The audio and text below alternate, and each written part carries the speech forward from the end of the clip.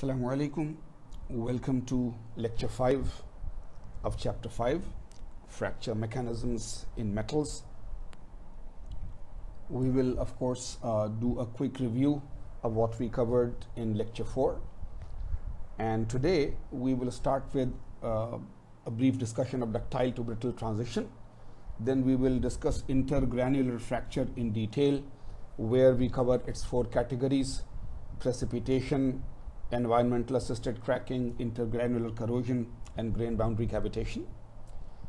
Towards the end, we do fractography again with real examples for different cases of fatigue and fracture related failures.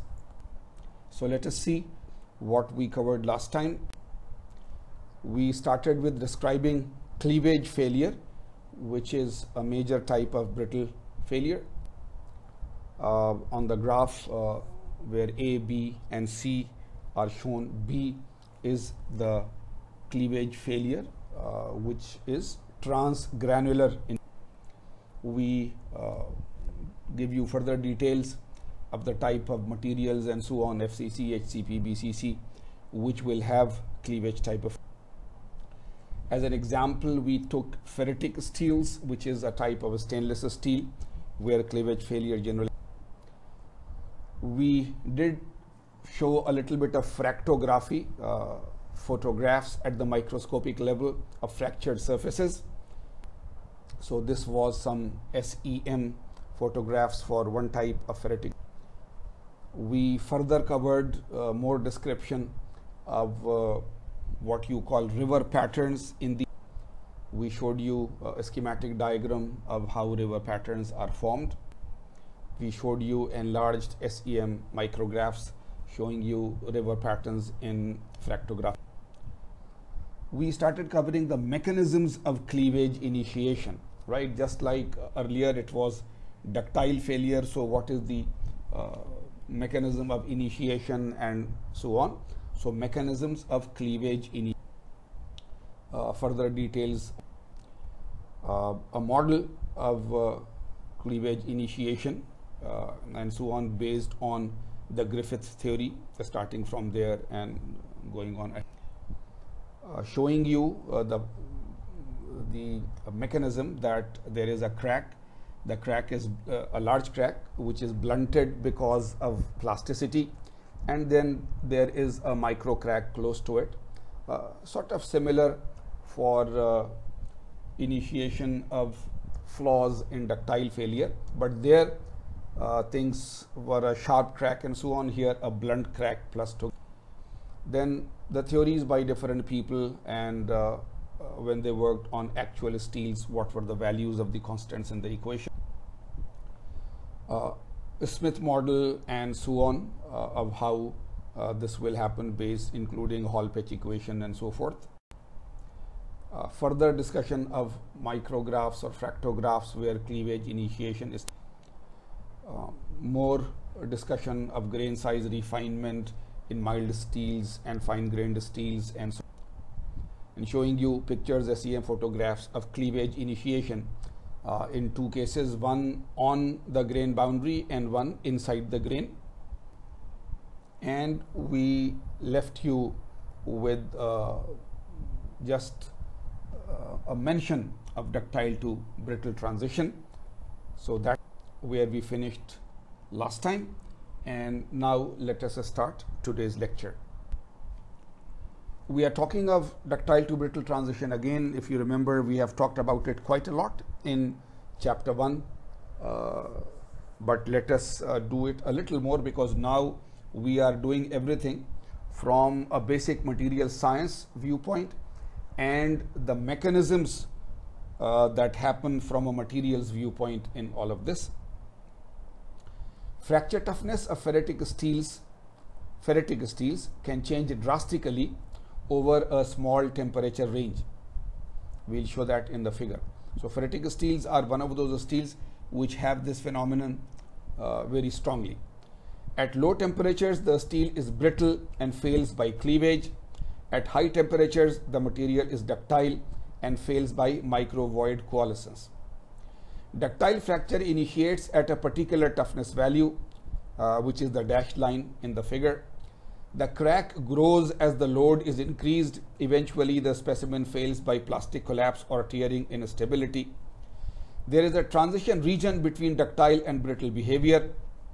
Both micromechanisms of fracture can occur in the same specimen in this transition region. We told you, right? Microvoid coalescence and cleavage. So both can happen here. At the lower transition region, the fracture mechanism is pure cleavage. Toughness increases rapidly with temperature as cleavage becomes more difficult. Upper transition region, crack initiates by microvoid coalescence, but ultimate failure occurs by cleavage. So, right, that we have discussed ductile failure, we have discussed failure by cleavage. Ductile failure is, of course, more ductile in nature, and cleavage is very brittle.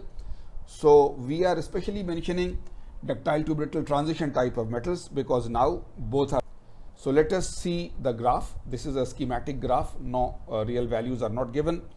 On the vertical axis, the fracture toughness values are there, and here the temperature values are there, right? And this general pattern we know that if the temperature is high, the value of the fracture toughness is high. And if the temperature is below a certain region, then the fracture toughness is very low. So fracture toughness high means very ductile type of behavior. Fracture toughness very low means very brittle type of behavior. But this is now the transition region, right? That from roughly this temperature to this temperature, there will be a change. There will be a change. And this dashed line, that this is roughly the temperature where ductile tearing will happen. So you see, if this is the transition region, then this is the lower transition region, right? Lower transition region, where cleavage is the main mechanism.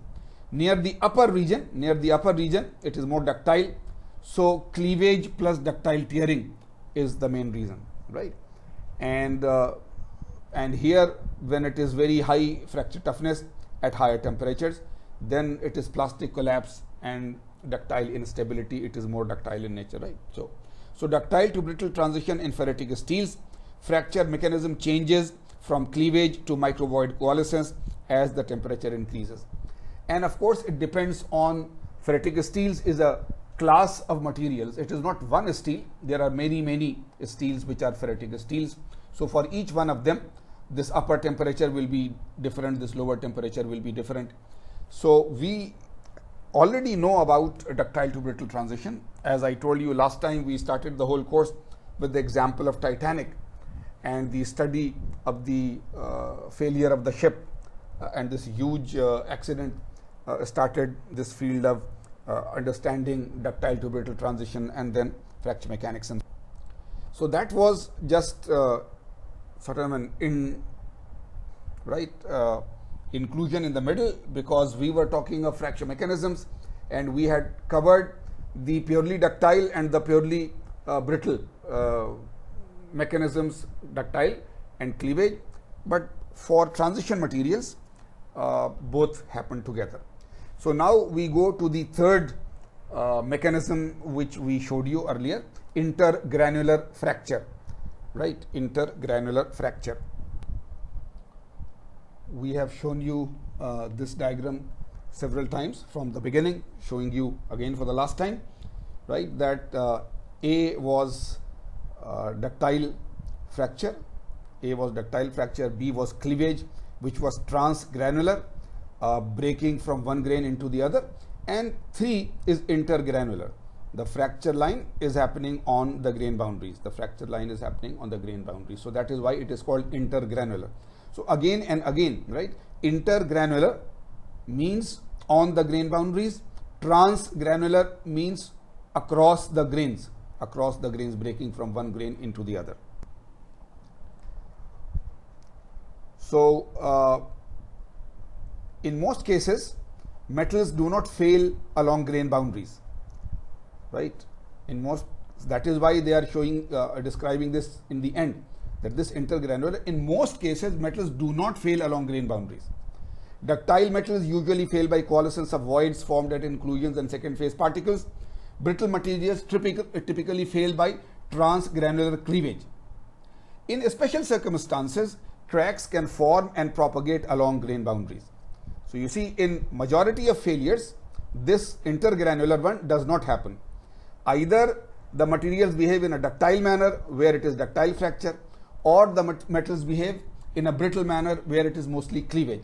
But under certain circumstances, this intergranular can happen. There is no single mechanism for intergranular fracture. Variety of situations can lead to cracking on the grain boundaries, cracking or fracture or whatever on grain boundaries. And these are the four: precipitation of a brittle phase on grain boundary, environmental assisted cracking, intergranular corrosion, grain boundary cavitation, and cracking at high temperatures. So these are four different mechanisms or reasons that lead to intergranular fracture. So briefly, let us look at each one of them separately.